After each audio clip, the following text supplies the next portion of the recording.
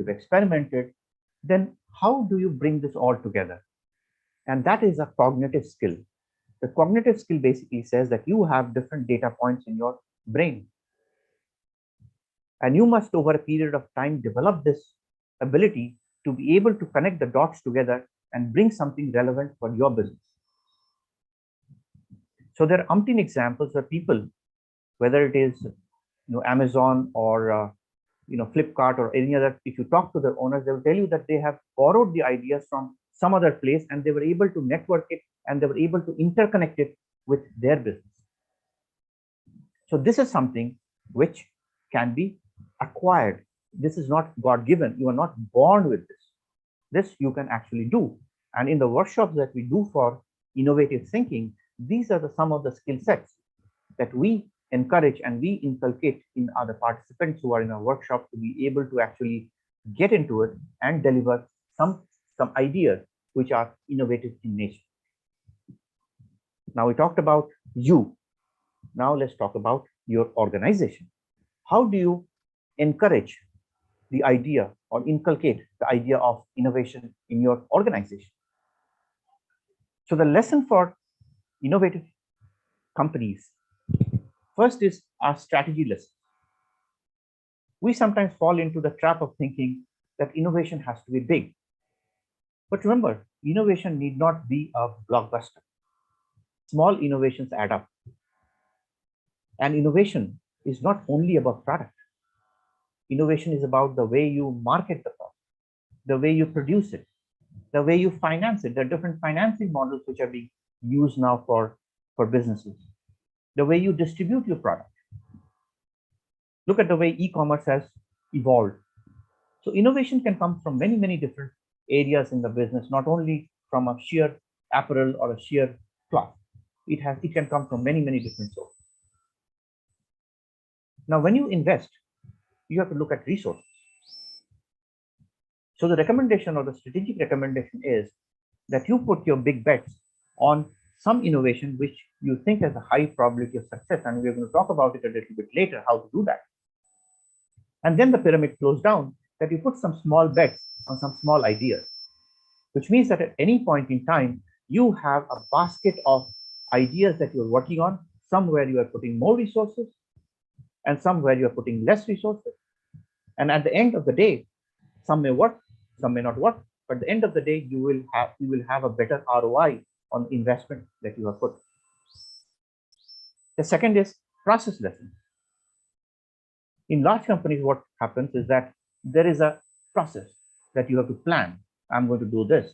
You put some budget into it. Then you do review meetings. That is it going according to plan? Am I hitting the time? Am I hitting the cost? Am I hitting the quality? So there are different milestones.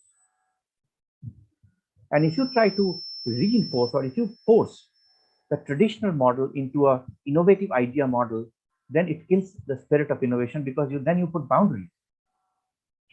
So when you have an innovative idea, then expect deviations from plan, which may happen, because when you innovate, you are trying to enter into a market which is probably not known. So if you guess, your guess is as good as my guess. So if you try to put numbers to justify an investment, the numbers may be too small, but then nobody knows. It might become a very big idea. So you have to allow deviations in your planning process. Structure level.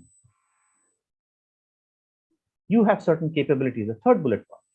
You have certain capabilities. Innovation doesn't mean that you have to check all those out and bring in something dramatically new. You can leverage your existing resources to do something innovative. Of course, certain additional capital, certain additional resources in terms of manpower capability might be required, but you basically recycle a majority of your existing resources. Skills. You have to have good communication skills. If you go to a trade show and you see something very nice, you got to come and convince the organization that, look, this is something that we should do. You should be able to communicate, because if you don't communicate, things will not happen in the organization. Many SME organizations that I have worked with in the past, what happens is that the top guy, the boss or the owner, says that, okay, you have to do this. And everybody follows and they do that, because the boss is always right. The boss, what has said, we have to do it. But you have to communicate what is this innovation, what is the value of this innovation, how is it going to help, and you will see automatically ideas flowing into the organization. And innovation requires collaboration. A marketing guy, a guy who goes into a trade show, he has to talk to people who are in R&D, who are in manufacturing, who is in sales, who's in supply chain, to be able to synchronize the effort and get an innovative idea actually crystallized. Because it is not a silo mentality which will really create a finally innovative product at the very end.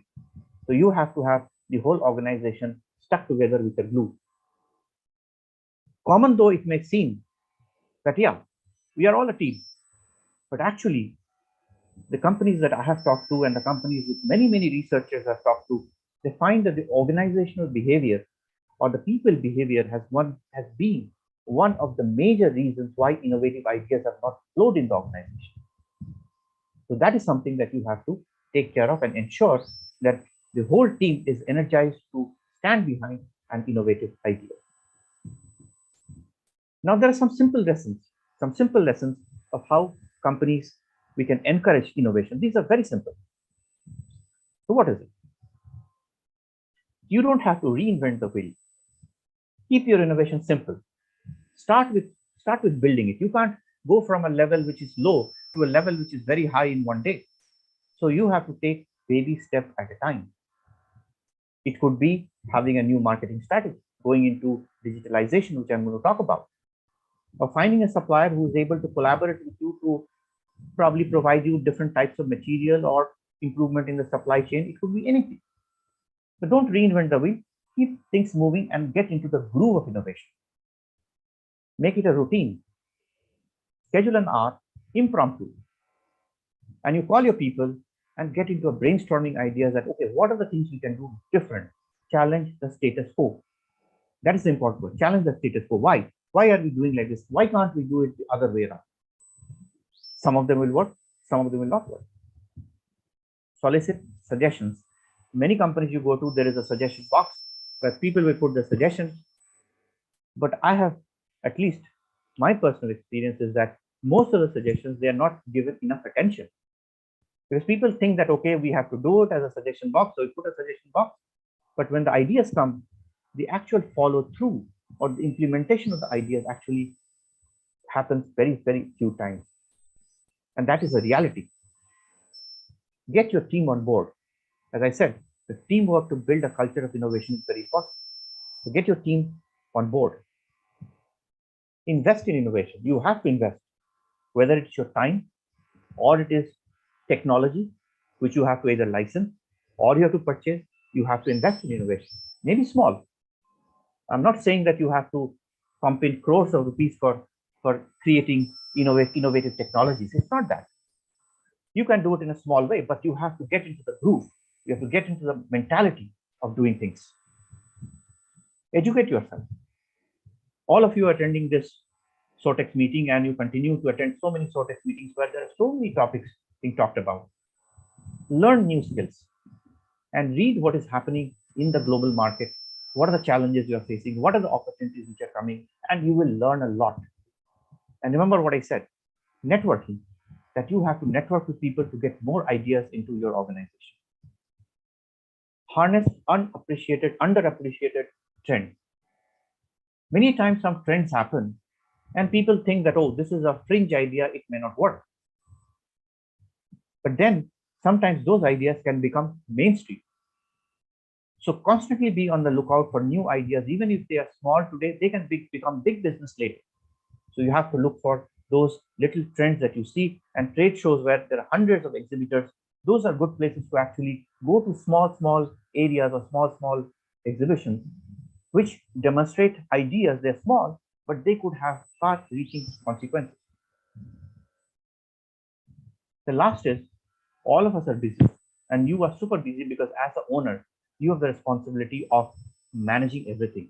But what typically happens, and I've seen it happening in companies of the size of 250 crore, 400 crores, 500 crores in India, that we tend to micromanage. We want to have our finger into everything. We want to make sure the product is, the supplier is coming on time, the supplier, the payables, the receivables, quality, customer acquisition, you name any function in the organization, your fingers are into it. That is a reality. But if you try to micromanage your business, where is the time for you to take a step back and think a little bit as to how the business is going to look like in the next 3 to 5 years? So you have to let go. You have to let go some of the decisions to your next level, and you have to take a step back and look at the bigger picture. Look at the bigger picture and then create a strategy what your subordinates can implement. But devote some time every day trying to do that. So this brings to an end the first part of my presentation about talking about innovation. Now let's talk a little bit about textile. I'll go through it quite quickly because most of you are pretty much aware of it. Now we know there are some challenges with the textile industry. We know the market size is big. We expect double-digit growth. We know that it's resource intensive. Very simple example, t-shirt takes lots of water to get made. We use fossil fuels, coal to a very large extent. That is releasing greenhouse gases.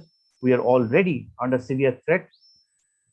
Several international organizations are saying that the global warming is exceeding the rate which should be growing in order to keep the global warming within 1.5 degrees C. We are not going to do that if we continue at this rate. And textile industry uses a lot of fuel. The processes are still not advanced and there are inefficiencies in the process. So there is an area for improvement. We know that developing countries, we had the incident in Bangladesh, we know the labor conditions are difficult. We also know that today's customer, their demographics, their buying power, their choice of apparels is changing very fast. So consumer demand is changing very fast. It leads to a lot of stress in the supply chain. Because if you produce something by which time it reaches the consumer, the fashion is out, then you basically have unsold stock. So to be able to have a flexible supply chain is important in textile, very important in textile. It's important in other industries also. And we see it in many other industries, even in industrial companies, we see that they want flexibility in the supply chain. You see what has happened with the China situation, that we have a severe shortage of semiconductors. So to have an agile and flexible supply chain is also a challenge for the textile industry. And we know there's extensive waste with either unfashionable or non-worn garments. We buy more than we use non-worn garments. So given these challenges that we have, what could be possible disruptions in the textile industry? So these are some of the things which I thought of as possible disruptions in the textile industry. The first is material. Look at material which have a negative impact on biodiversity. COVID has taught us that there is a strong connection between living species, whether it's human or it's bat or it's any other animal. There has to be a respect for biodiversity. So man-made cellulose fibers, synthetics, we have to try to reduce it and find sustainable substitutes. And we know in the market today, there are substitutes for material. It is just that it's in the fringe. And that is what I talked about. That today, what is in the fringe, when the things hit a roadblock, those things which are on the fringe will become mainstream. So you have to look out for those innovations in material. Processes. You have to invest in making your processes more efficient, more environmental friendly. Forecasting. Today we have access to artificial intelligence, machine language. We have got so many tools available with us to ensure that we can do better forecasting. Sometimes we forecast basically on guts. When an order comes, we produce it, or we produce it on guts. Because the supply chain is not flexible, forecasting is not accurate, so inventory gets collected at different points in the supply chain. So having a flexible forecasting system, and there are tools to do it. It is not that you have to create some magic to do it. There are tools to be able to forecast a little bit more accurately. Now you have produced. Then the question comes of marketing a product. So educating a product. And I was thinking that if I go to a mall and I like some shirt and I buy it, do I ever look at whether it is made in India, made in Vietnam, made in Bangladesh? Rarely I look at that. But if I were to be educated that, look, this particular brand or this particular make is coming from a company which is environmentally more responsible, more conscious, would probably give some weightage to that instead of totally ignoring them. So marketing, and today you have tools of marketing, and digital is a fantastic tool that you have for marketing. And I'm going to talk about it in the third part of my presentation of how to harness the power of digital marketing. The last one is try to look at a different business model. Gagan talked about managing capacity. So you have capacity, somebody doesn't have capacity. If you get more demand, is there a way to form collaboration between similar minded products to be able to have something like a cooperative society, to be able to harness the capacity utilization of your plants, of your manufacturing processes to get better economies of scale? So these are possible disruptions. There could be many more, and there will be many more once you sit down and you go through that process which I talked about in generating innovative ideas. The next slide, we talk about a little bit about the circular economy, and today a lot of discussion is going about circular economy. Now, the left-hand circle is very complex. You may not be able to read it. But if you look at the right-hand side where the text is there are certain principles of the circular economy. There are two perspectives, one from the producer and one from the consumer.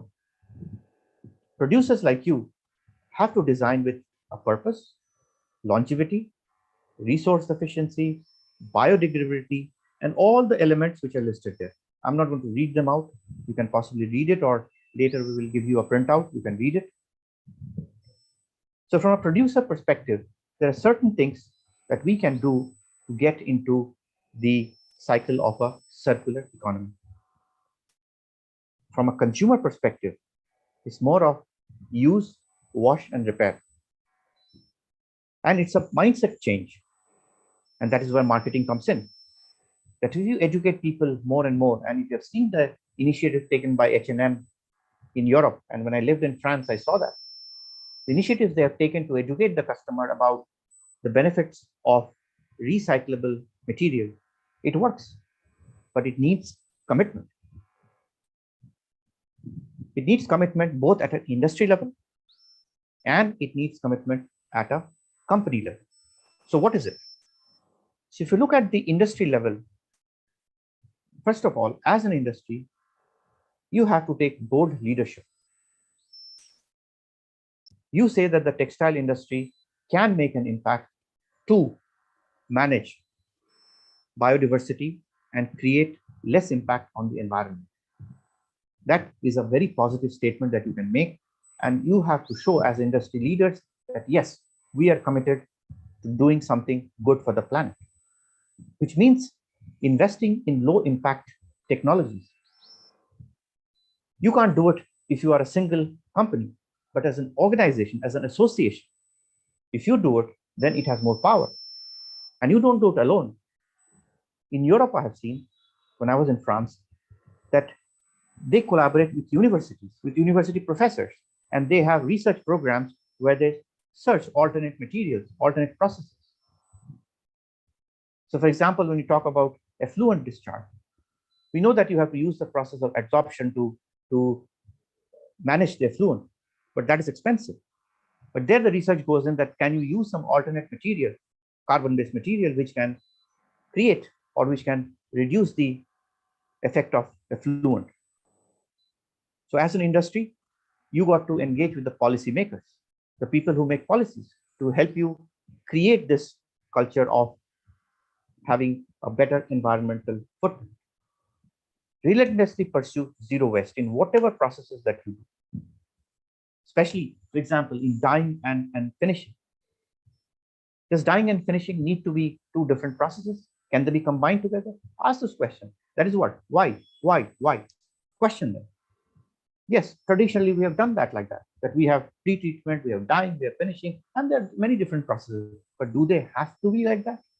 Question that. There are societies in the US, FSC, the Forest Stewardship Council, PEFC, which actually advocates, and they bring out and they actually say that this product is from so and so approved agencies, and consider cooperation between different players in order to get the best cost position, because you are competing against Bangladesh, against Vietnam, against Sri Lanka, amongst many other countries. So you have to have a best cost position. Best cost position can come when you are able to produce at the optimal or the peak efficiency. So you shouldn't let your machine work at 80% utilization or 70% utilization. Share capacities. Figure out a way to collaborate so that you can beat the external competition. So these are some of the suggestions which you can do at the industry level. Now, at a company level, that companies should understand, and I'm sure that you understand, that consumers are becoming more aware of all this impact which is happening. Now it is the disease, but the second one, it will be air. The air is getting polluted. It's already there. We're already talking about IAQ, indoor air pollution and stuff like that. So things are becoming that the consumers are becoming more and more aware. So the moment the consumers become aware, remember, they are the ones giving us the business. So you have to be in tune with what the consumers want. Lead the way in educating the consumer. Let them know. You may not immediately get the price, but if you create that, it creates the path for you to be successful in the future. So you have to take some pain in the beginning in terms of resources, in terms of money, but it will create some sustainable advantage for you. So number 4 is that you will get a better price on your product. When I talk to my colleagues in Europe, they say that if there is an incremental price to be paid for getting a product which has got a low environmental footprint, they are willing to shell out the euro. They will do it, but not huge. But they will pay a premium. So the important point here is that as you make consumers more and more aware, they will start using it. Take a very simple example. In this room, in my room, I have an air conditioner. Before the star labeling was introduced, it was all on price. Cheapest, buy it. The small scale manufacturers, they were having a gala time. The big guys, they were losing out because they were losing on price. But then the Bureau of Energy Efficiency came in and they put the star label. I can see it on my AC. What did it do? It made a level playing field. Now, consumers are willing to pay because now they know that if they buy something which is a 3-star or a 4-star or a 5-star, it is more efficient, it consumes less energy. So they're willing to pay a higher price. This is all about consumer awareness. So you will get a better price if you have a better product, if you have a better value proposition. But to be able to do that, you have to invest in these kind of initiatives of making sure that you are investing and working on processes which reduces the environmental footprint. Now let's talk a little bit about digitalization or disruption through digital. When I talk to people, or when you talk to people, everybody today is a social media expert. Everybody knows how to use Facebook, Insta. So it is common. There are agencies which have mushroomed throughout our country who says, we are social media, we are digital experts. That's what they say, we are digital experts. But social media strategy, so there are 3 parts of digitalization. First of all, digital strategy is not equal to social media strategy. It is much, much more than that. If you look at the bottom, social media strategy is Facebook, Twitter, Insta, YouTube. These are your social media. So that is clean. You take a step above and you go to the marketplace that you use social media, but then you have an enabler, which is your Amazon, which is a Flipkart, which is an enabler to do business. So that you go one level up and it becomes a marketing strategy. You use LinkedIn to showcase your product to the professional community. That's a digital marketing strategy. But then one level up, which is slightly more complex, is when you go to a full-scale digital strategy, which means that you're using the power of CRM. You're using the power of IoT. You're looking at artificial intelligence. You're looking at machine learning. You're looking at all these things. You're looking at cloud. You're looking at analytics. Data. You've heard that. Data is the new oil. So the more data you get and the more you're able to analyze the data, the better is your supply chain, better is your business. And it's not only for textile, it is for applicable for all industries, the importance of data analytics. It was not heard of or it was not in prominence years before, but now with the advent of so much of technology, data analytics has become very, very powerful tool. Financial ERP. How do you price your product? How do you cost your product? How do you get transparency in the cost structure of your organization? Financial ERP, which is linked to CRM, will give you that. So once you do all that, that becomes a comprehensive digital strategy. So somebody says that I'm a digital marketeer, he's actually talking about the bottom one. A digital marketeer, most of the time, is assumed to be somebody who knows Facebook, who knows Insta, who knows YouTube, But it is much more than that. It requires a lot more effort, a lot more brains to actually implement a digital strategy. But again, it is not magic. The building blocks are there. You have to have the mindset to be able to integrate that into your business. So given today's scenario, we believe, and most of you will also agree with me, that digitalization is not an option anymore. Either you adopt a digital strategy or you face extinction. We have seen this. Small businesses, and I was talking to somebody in Coimbatore yesterday from the textile. They're saying that they are feeling the pressure of digitalization and they're losing out because some small players are coming up who are being digitally more active and they're gaining more international business than what these fellows were doing, the regular guys who were in business before. So people are realizing it. So before it gets too late, you have to jump onto the path of digitalization. Now there are several, like I talked about, that 3 levels. There's a social media strategy, which is the simplest to do, a digital marketing strategy, and a digital strategy. So the y-axis tells you the level of difficulty. Social media strategy is the simplest to do. But if you look at the x-axis, which gives you a scale of competitive advantage, the competitive advantage is low because everybody is present on social media today. So level of difficulty is low, competitive advantage is low. But when you go to the digital marketing strategy, your competitive advantage becomes slightly better. And the level of difficulty to do it is, from a resource point of view, is slightly a bit more. But when you go to a full-fledged digital strategy, which I talked about before, of integrating all the technologies, of trying to take bits and pieces of all the technologies that are available and put it in your business. If you're a small business or whether you are a large business, you can take bits and pieces and scale it down to your business. Now the cloud allows you to scale businesses. So whether you are small, it doesn't matter. You pay as you use. Those models are coming in place. So once you get into that, a fully formed digital strategy, that gives you a real competitive advantage. And that is what you should be aiming for over a period of time. Now, when you talk about digital marketing, let's talk about the social media strategy. Now, how do you measure that? What is the effectiveness of my social media strategy? As a firm, small or large, you have a presence on Insta, on Facebook, on Twitter. You have all these platforms. How do you actually measure? Are you doing good? Are you not doing good? How are you measuring it? Now, this slide, it's a very busy slide. It basically says that if you want to understand the effectiveness of your social media strategies or subset of digital marketing strategies, then there are metrics, there are KPIs that you can actually measure.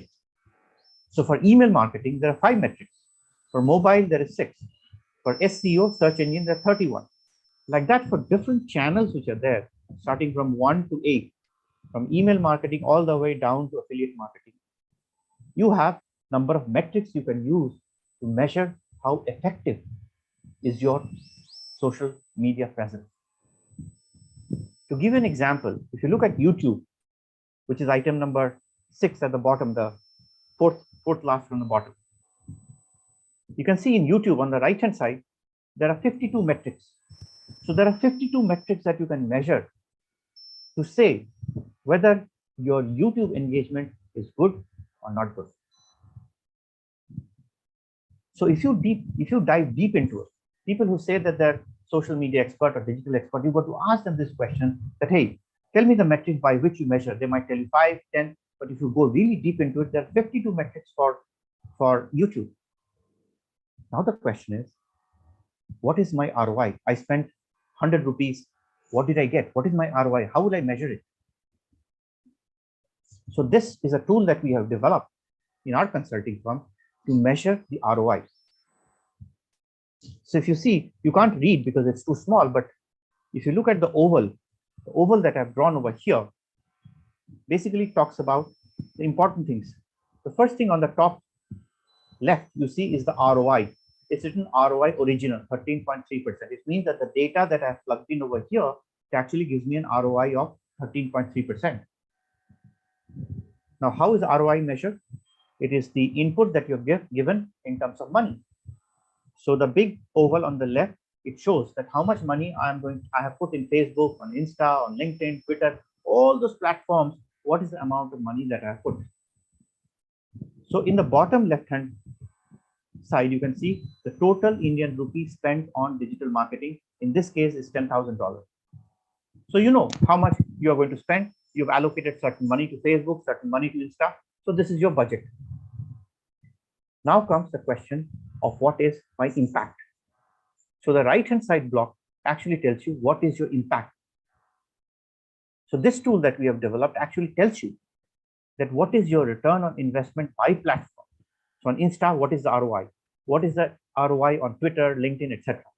It gives you the incremental sales by putting the money the way you have allocated in this platform. Incremental gross margins, the margins that you make. Now, once you can plug in these values, you get a certain ROI and you call that original ROI. Then some smart fellow says, hey, why should we allocate money like that? Why can't we allocate money in a different way? So you start playing with the numbers. You put more in Facebook, less in LinkedIn, or maybe put more in Insta or more in YouTube, and you can see the ROI changing. And then you can decide what is the best way to spend your total money in different social media channels to get the best ROI. And today, social media has become so powerful that you cannot ignore it. You have to use it, but you must understand how to use it wisely, so that every rupee that you spend gives you the return. It is not that, I'm just active over there. But no, measure it and measure it in terms of real money, because you are paying real money for this, so you should get real money in return. So this tool allows you to explore and understand what is the real ROI. Gagan asked me this question that sometimes small firms think that all these things that I talked about, they are meant for large firms. They have resources, they have money, but actually no. If you look at this model, what I'm saying is that whether you are a small firm with a small turnover or you are a large firm with large turnover, innovation will improve your competitiveness. The way this graph is done is that the x-axis is your turnover. So the small company on the left and the large companies with large turnover is towards on the right. That is the x-axis. The y-axis is the level of maturity and ability to compete. So if your scale is big, maturity is big, and your ability to compete is high, then you go up. The traditional market structure is what you see by the solid line, that this is how the traditional market structure is, that the bigger and bigger the company becomes, the ability to compete becomes more and more. So the graph goes like this. The bigger the size you become, the better you are able to compete. That is common sense. But then if you choose to be disruptive, you become on the path of the dotted line. you increase your level of competitiveness. And then as you become bigger and bigger, you come closer and closer to the big players because you scale up, you grow your business, your revenue increases. Now, what are the disruptions? What do you have to do to get onto the dotted line? So the possible disruptions, what we talked about before, was in the material that you use, in the processes that you use, the way you market, the way you are perceived as an industry steward, how much digitalization have you done, and the consumer awareness that you have been able to create. So starting from a large gap, small company, not very competitive, if you start adopting some of these practices, you will get closer and closer to the large companies. And that is something that you really want. That is what you want. You want to compete with the big fellows in their turf. And this is the roadmap for you to be able to get to that. Now we talk about resources. You have to invest in some resources to be able to do that. You have to invest in innovation. You have to invest in digital marketing. You have to invest in some people. So there is some money involved. So how will you invest your resources? So there are certain guidelines that we give that how are you going to use that little money that you have in terms of putting it into different buckets of innovation. So these are some of the recommendations that we give, is that any plan that you make, because we know resources are limited, money, people, they're limited, bake profitability into a plan. And we work on the reverse income statement. Typically, business plans are made on income statement, that is P&L, that I put so much money, so much sales, so much cost, so much profit. It's a standard format, but we work on the reverse income statement, that if I want to get this profitability, what is the sales I must have, and what are the enablers which will help me to achieve the sales. Calculate allowable cost, which means how much cost you can actually allow to make your new ideas to actually work. And that is important because you want to have profitability in your new product. Now you make certain assumptions that if I do this, there will be revenues of X and X size. So you make certain assumptions. So we have to identify the assumptions in great details. And there is a way to do it. It's not rocket science, there's a way to do it. And once you have done your reverse income statement, you have looked at your allowable cost, you have looked at your assumptions, then you determine whether it makes sense to do this project, taking away those constraints I talked about, that don't put the constraint that there has to be a milestone, there has to be a gate, like they do in established products, established companies. No, relax some of those boundaries and then look at your framework to see whether it makes sense or not. And then you test your assumptions at each milestone, that yes, have I been able to achieve what I wanted to achieve? If not, then do a course correction. These are very structured way of thinking. And Christensen's model of disruptive innovation covers all these things. And that is what we as a consulting firm, we help companies to go through this process so that they are successfully able to launch innovative products. Now I come to the end of my presentation. So I'll do an executive summary. This is the last slide. So there are 8 points over here, which summarizes what I talked so far. That innovation, whether it's sustaining or it's disruptive, creates long-term competitive advantage. The theories and the concept can be applied across a broad range of industries, including textile. We know that textile has a negative environmental impact, so there's an opportunity for innovation. We know that innovation can come from material, from processes, from marketing, from business model. There are different ways. Leadership has to be shown. Consumers are becoming more aware. Digital strategy is not equal to social media strategy. Big data, AI, ML, cloud, these are all tools which are there to help you get the best in the market. And you don't have to be a large company to do all that what I said in the last 1 hour. Companies of any size can embrace innovation and can lead to a more competitive and a sustainable business for you in the future. So that is all I have in the formal presentation. So thank you. And any questions, I'll be happy to take that. Super. Super. Thank you so much, Aroopji, for such a brilliant insight about the entire landscape that you have covered in a very short span of time. Gagan, I'm just taking a little moments to take up some questions directly to start with. And Arudi, I wanted to just clarify two things. In terms of the textile landscape, the market size is not $54 billion, it is about $232 billion. So it's fairly about 5 times of what your numbers are. Okay. So, I mean, I'm talking about because it's a big big business model, and what numbers we have seen is relatively are towards the export side.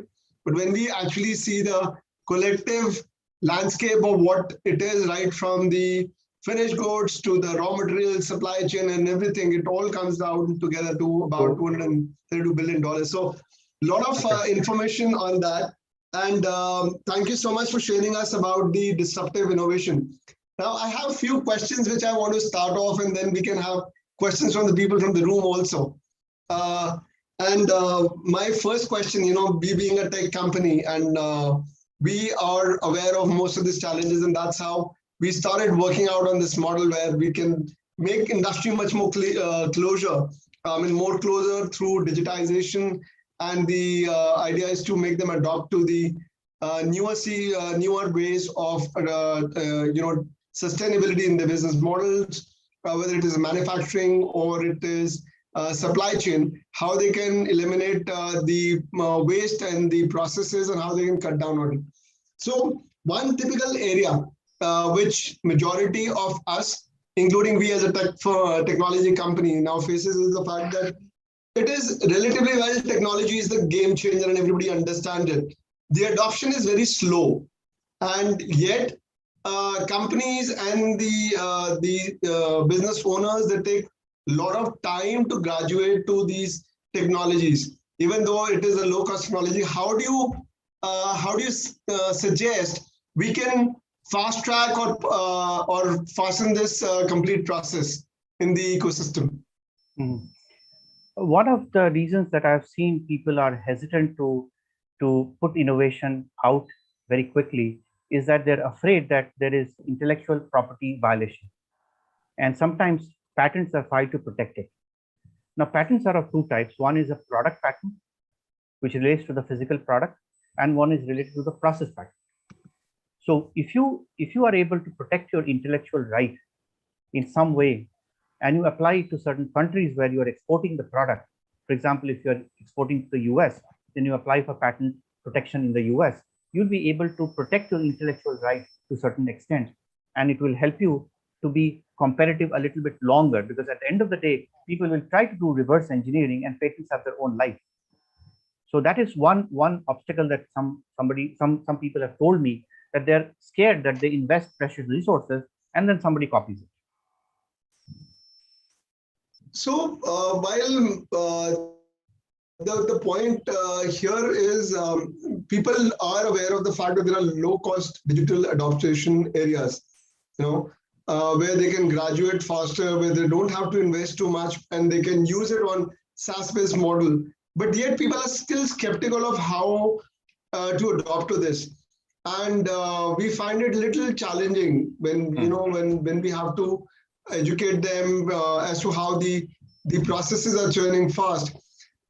Any particular suggestion where you feel these are some of the key areas that one has to look into while looking into the adoption model? Before that, can I request Arup to please unshare the screen so that we can all be on the main screen? Yes. Yeah. Sure. Yes, that's much better. Perfect. Yes. Go ahead, please. Sorry. So what we have seen is that the lethargy to change is one of the biggest obstacles.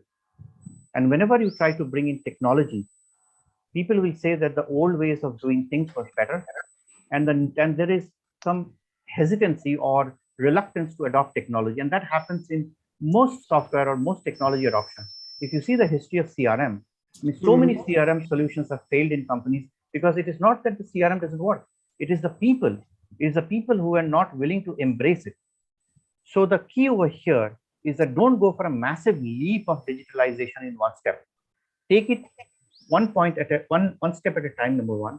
Number two, you have to have one or two champions identified within the company who will push the agenda of digitization throughout the organization. That's point number two. And point number three, the man at the top, either the owner, the MD, or the CEO, he has to take personal accountability for the success of the CRM. I've had clients where CRM was implemented, but the boss himself, he was not using it. He was using the traditional means of Excel and working through emails. So the people down below him, they were saying that if the top guy doesn't do it, I mean, why should we take the extra effort of learning something? So the inertia, that is one of the biggest obstacles that we see in adoption of digitalization.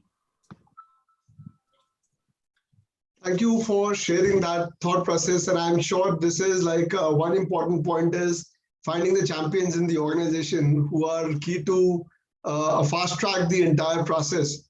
And I do really understand the fact that the business owners, if they don't take up the accountability of the process, then it is, of course, a process which can be delayed or it can be, discounted at a certain point of time, where the people believe that it is not something which is coming from the top. That's very unique to the Indian, especially the Indian traditional businesses.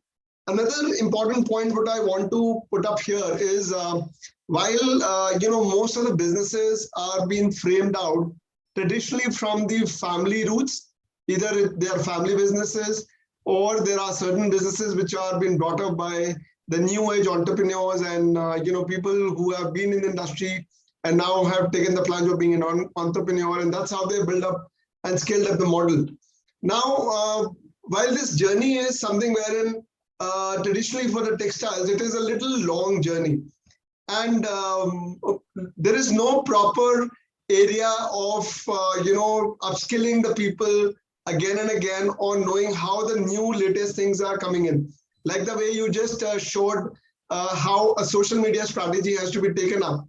I'm sure most of the people in the textiles and in the fashion area, they have a very limited information or expertise into that particular domain. Now, how can a people adopt to it? That is one. And secondly, how can the academic or the industry join hands together to make sure this becomes an important area where people can learn and grow faster? So there are two elements of this question. The first part of the question is that how do we ensure that we continuously upskill the people that is there in the industry to get the best practices? And there are some simple rules that, when you attend trade shows or you look at different companies, you look at what other people are doing, not only in your industry. As I said, look outside what they're doing. For example, people who are very well advanced in e-commerce, what is their business model? So you have to be continuously on the path of up-learning. You have to upskill yourself. Now, the fact is, this industry is fragmented. There are many players. So what happens that typically companies are afraid to invest in people because they think they will be poached and they will go to a different company. And that's the reality of life, right?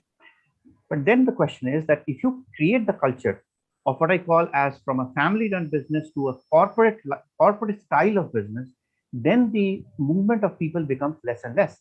And I have seen it in so many cases that the owner, even for making a 500 crore company, the owner for making a hotel bill, or to sign a hotel bill, it takes his signature because they are deep into it. Versus a corporate culture, I'm not saying that you become like a large corporate culture with layers and layers of bureaucracy. No, but to become more agile, but take some of the best practices of corporate. If that mentality is taken to the older generation, the first generation of businessmen, that will help because you have to let go. A classic example, 500 crore company, I asked the owner, hey, what is your biggest worry? He says, I'm 72 years old and I've been running my business for 35 years. I've seen this business go from scratch. What I worry is that tomorrow, if I pop off, who's going to run my business? That is exactly the word he used, because he has not created the processes, he has not created the structure to make the organization self-sustaining. That is the first part of your question. The second part of it is the connection between academia and industry. What I've seen in Europe, that in textile related colleges, the colleges which are into the areas which is related to those industries, some of those companies, they have collaboration and they set up grants in which new chemicals or new methods or new processes, they are kind of brought in and they have this regular interaction where they have internship opportunities from the college into the industry to create a stronger bond between what is taught in the colleges and what is actually happening in the market. So that is a very valid point that you have given out, and something which is very relevantly happening in the Western countries. While we just taken a small stride of making this kind of information more public through Sotex Connects as a medium, and having people coming and talking about it, making the awareness as one of the areas to set in. Once the awareness set in, of course, the anxiety of learn and upskilling becomes a second area where people will like to know as to how the changes are there and how they can adopt it faster. So I'm sure there is a long way for us to go, but with the technology and digitization coming into play, the gap can be covered up much more faster, and that's what the idea is all about. Let me start by taking some questions here from the room. We have some questions. Bhavna, okay, let me just take it from Bhavna first. She said, I'm new to Sotex Connect. Even tell something more about the disruption in the textile industry. Bhavna, I'm sure you would have attended the complete session. If not, there is a lot of area which Mr. Arup has covered up in this particular session. So please refer to our video. We'll be posting the recorded video. It's on YouTube. It's on live also. So you can refer to the entire video. And if there are some more questions that you have, then probably we can take it up on one-to-one basis. We can refer it to Mr. Arup also for that. Mr. Gaurav Goyal, he has put up a question: how do we add new customers in the international market for the B2B business? Arupji, your thought about this? Yes. So lead generation, I think that is probably Gagan's expertise of getting leads and converting those leads into, it's a funnel. So you get leads from different sources, but how do you bring the funnel into convert those leads into a real customer? So Gagan, probably you are in a better position to talk about that. All right, I would actually say that this is in fact going to be one of the topics for an extensive topic where we are specifically taking a session on export growth and marketing within the international space, and we have a full 40-minute session specifically on lead generation, Gaurav. So I would recommend, and this is being taken by Sandeep, who's an export growth coach, and for that. Your thought process on international marketing and B2B lead generation is going to be definitely very, very it can be used there. Having said this, you will have to use a lot of methods for lead generation. Some of the now, of course, being here present at Sotex is one of the topmost lead generation tools for you, for that matter. I would say, why go beyond Sotex to think about a lead generation tool? But apart from that also, Arup, you were also in your presentation talking about various methods which you actually use. And I would say whether you talk about social media marketing or you were talking about email marketing, they're all prospecting tools. And each, if done effectively, they lead to getting you critical leads from the people who show interest in you. A lot of times you're reaching out to prospects, isn't it? And yeah, go ahead. It is the process. I have seen that people go to, for example, they go to a trade show and they spend 3-4 lakhs rupees in going to a trade show in London or to Paris, and they come back with a bunch of name cards. The name card is kept somewhere and there is no follow-up.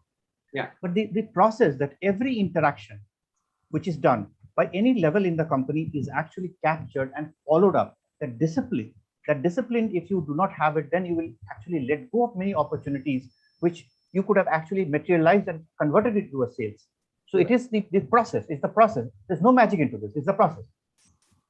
And I think, Arup, while this is a process, but I believe, and I've seen quite a lot of businesses, it actually takes a bit of a time to learn to get this into the full process, because as you rightly said, a lot of people start and they are just at the base level of that whole strategy. While if you really need to convert it into active sales, you need to get to the second level and the third level as well, and which is a very, very critical part. And that is where, even though you are hiring other agencies to bring that market effectiveness or to bring that whole intelligence so that you can grow forward at your level, at a business owner's level, you need a bit of an expertise, you bit of a learning, you bit of an experience what needs to be done, what are the right steps which you are taking, and also a know-how whether any agency who's coming on board to do this, what are they doing and how to read through the numbers so that you get those conversions for that matter. Otherwise, anybody can take you for a ride if you not know much about it. I'll give you a real life example. When I was running Europe, then one of my tasks was to break into the Russian market. Now I had no clue about Russia excepting drinking vodka. Okay, so to break into the Russian market, we had to understand the little leads which are coming. So to convert those leads into a real business, that was a process in itself. But then we managed. It took time. It took about a year and a half to actually get into it. But we were able to get the process up and running to the point where we were able to establish an operation in Russia, in St. Petersburg. So it works. So even if the market is unknown to you, any market in the world, Eastern Europe or Brazil or South America, it can be cracked. Absolutely, absolutely. So Gaurav, I hope to some extent we've been able to answer your questions. Just to add up to what Arup has just said, and it goes back to the same slide which is just shared about a while back, where he said there is a social media strategy and there is a digital marketing and there's a digital strategy altogether. Where if we look as as a B2B marketplace, we understand that in a marketplace you have funnels wherein there are buyers, manufacturers, materials, mills, everybody coming together and putting up their inquiries. And now the filtration process is such wide and huge that it takes a little time for everyone to play on the AI and see where the data is coming in, where the data is flowing out. So I understand for smaller businesses, it is a challenge because I've gone through this journey myself in my textile journey in my early years. But when you see a digital strategy, it is a lot different. And one important point, what Mr. Arup has just mentioned out is the a discipline of how you establish a process on follow-up. Yes, a lot can be done through automation, through emailers and through WhatsApps, but the content needs to be curated and it has to be very, very focused to what your audience is looking out for. Yes, and everybody is learning in this particular stage, and I'm sure once you start building up the process, it may not get fine-tuned in the first day or the first round or the first year. Sometimes it takes a company like a big company which he's mentioning about from Europe, if it took about a year. So I'm sure with the smaller companies, it becomes much more faster and agile because then you are able to tweak the processes much more faster because the landscape is relatively small. So it's a very brilliant thought to come out with. Yes, there is a long way and there's a learning to it. We would be sharing out that session, Gagan, when we have the session on the lead generation with Sandeep coming up? That's next month coming up. Yes, absolutely. Yes. Yeah, sure. So we'll definitely share out that session. It is very interesting for everyone to learn and build up on this on that area. So we don't have questions on the Q&A side. Let me just check. There were a few in the some interesting comments. Interesting comments from Tanmay and Ashok Chakravarti in the chat box. Okay, few minutes.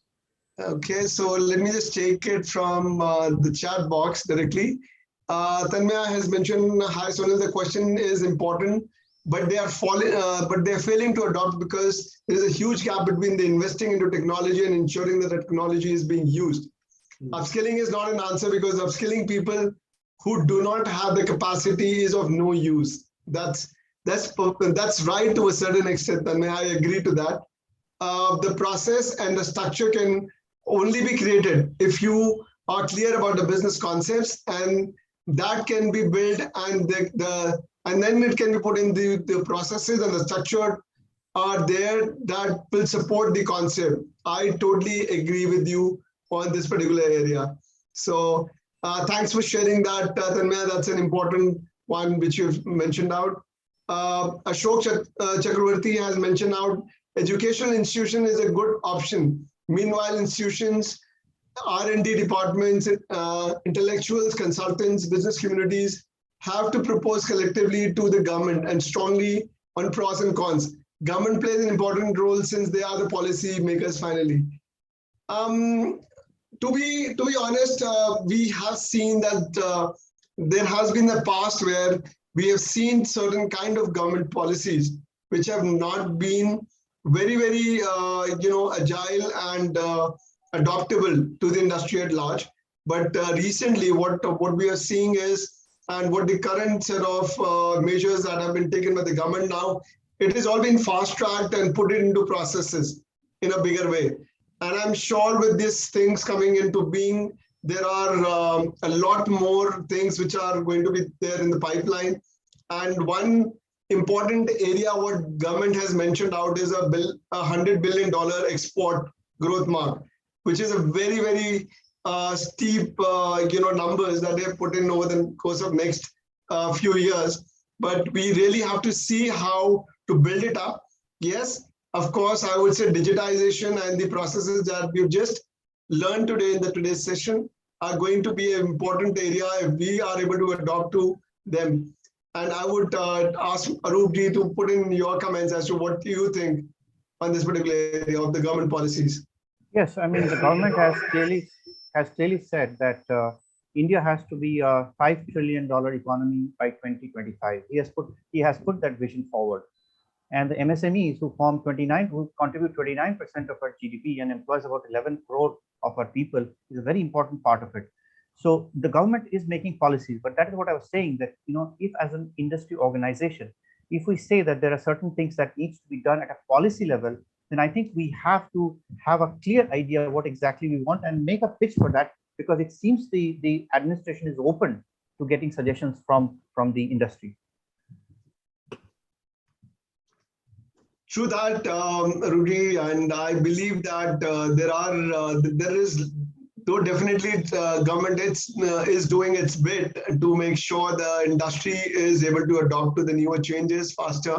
But I would say it is on to the business owners, as well as the stakeholders. It starts with us. It starts in this room. It starts just now, thinking about how to innovate and how to scale up the business. Exactly. That's where the goal should start from. The idea should start from.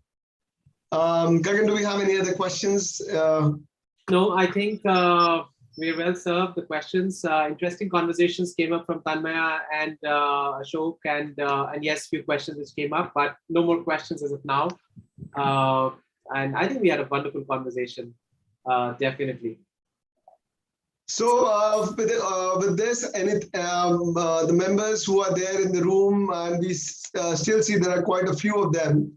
If you still have any doubts about today's session, or I wouldn't say doubts, if you have any clarification or insight in terms of what it needs to be done, and I see that as the one circular economy slide which Arup has shared. That is another very important insight as to how we see as the mindset at the bigger frame, and then is the action points which are there at the core of the business model. And once we start looking at as a complete area of what all things have to be changed at what all parameters and what all degrees, I would say there is a lot to be done, both from the industry, the new entrants, the stakeholders, as well as the government policy making, to make sure that it goes in a much more fast-track way. So definitely, I would say innovation is there to stay, and that is going to be a driving force for the industry in near future. So I believe anything around this would be an important milestone that we need to cover it up. Aroopji, your final comments on this particular session today? Well, I would finally end by saying that what Steve Jobs says, that let us make a dent in the universe. Absolutely. All right. So I think we had a wonderful session on this. To as much as I got to know from initial conversations, the session was even more powerful when I saw the full explanation of what all concepts you spoke, Arup, today. Really, really wonderful. I truly enjoyed it, and certainly for the kind of comments that people are saying, sending, they were totally engaged, and I'm sure they also enjoyed it a lot. We've also put in a comment section or a link on the chat box at this point of time or earlier as well. If you like this, please share with us how you like this particular event. Along with that, we've also shared a link where, in case you want to connect with Arup, please fill in that Google form. It's a small Google form, just 5 points. You can fill it, and of course, we will speak with you, and then we will connect you to Arup with the context you want to connect with. With this, I would like to thank you all. First of all, I would like to thank Arup for sparing time and planning specifically, one, talking about the innovation at large, and then focusing your conversation to the industry and giving very critical insights about the industry. Thank you so much, Arup, and giving some very critical tips around the business, around marketing, and along with that, sharing and bringing all your experience into this funnel and sharing critical thoughts. Thank you so much, Arup, for this. And thank you again, Sonal, for bringing. Again, I have somebody has just raised the hand. Mr. Mukesh Suneja has raised the hand. He wants to have a conversation. Can we unmute him for that? Let me just do that. Yeah, just a second. He doesn't. No, he is unraised. I think he's put it down again. Mukesh, I can allow you to talk. There you go. Let me just see if I can. No. Yeah, I have it. I'm just trying. Okay, Mukesh. Mukesh is one of our top learners, by the way. Mukesh, I have given you the rights to speak. In case you have a question, you can ask now. Yeah. Actually, this is not the question. This is something which I got to know today, that it is very imperative to adopt in today's environment of business, artificial intelligence, IT, social media, and whatever smart tools we can.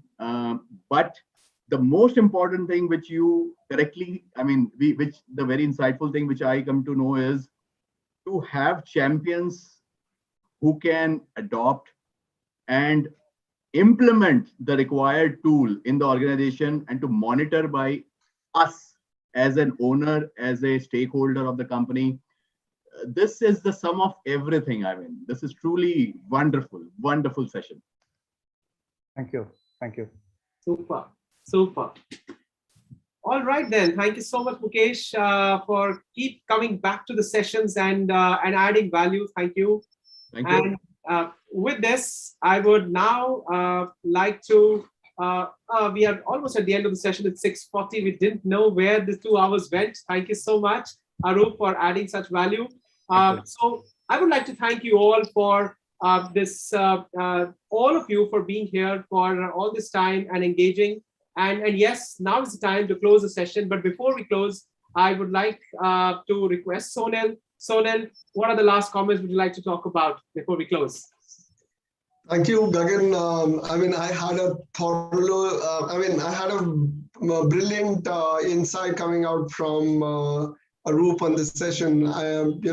There are certain areas which we are very, very closely working on as a business model, as Sotex, as a part of the community. Sotex Connect is just the community learning that we're building it on. And that's where the academics area, which we're trying to bridge up. So I could see and relate the entire conversation around what is coming up and how we're building up the Sotex as a platform. So a lot of takeaways for me personally in this particular session. I'm going to go back and want to watch this video once again for sure. Maybe today night or tomorrow, just to take a recap of what all we learned in today's session. Just before we leave in today's session, Gagan, if you can share the session from tomorrow also. So there is, as Gaurav has also mentioned about the export growth, and tomorrow's session is very important. We can share the details. It is with the buying agents associations. They are hosting that tomorrow's session. So anyone who wants to join in, they can reach out to Team Sotex, and we can make sure we can make the arrangement for this. Yes, this is the event for tomorrow, which we're doing along with, and by the way, tomorrow Sandeep is talking about lead generation, but this is a very exclusive event, which is being done with Buying Agents Association, and it is open to only Sotex Community's premium members. So, my request, and I think Gaurav, you are already, so you will definitely be able to. We will be able to share these details with you, Sonal. I think we can share the details of this event Yes, you will be able to get a lot of insights on lead generation in the international business in this particular event. This is being done by Sandeep Kaushik, export growth consultant from Winning Manta. All right, good. So this is the next event per se, and of course after that we have another exciting event next Thursday, which we'll be announcing tomorrow. There you go. Sure, thank you so much from this, and thank you so much, Aru, for coming and sharing your wonderful insights with every one of us at the Sotex community. And we would love to have you once more in the session at a later time. For the people who have missed out, who were not able to interact lively, I'm sure there is a lot of takeaways, especially for the community at large. So we would like to invite you once again here. And thank you so much once again. And thank you, Gagan, for hosting the complete session. Awesome. Yeah. Thank you so much, everyone. Looking forward to see you very, very soon on our next Sotex Connect event. Thank you. Bye-bye. Thank you, Aru. Bye-bye. Thanks. Thank you, Lee.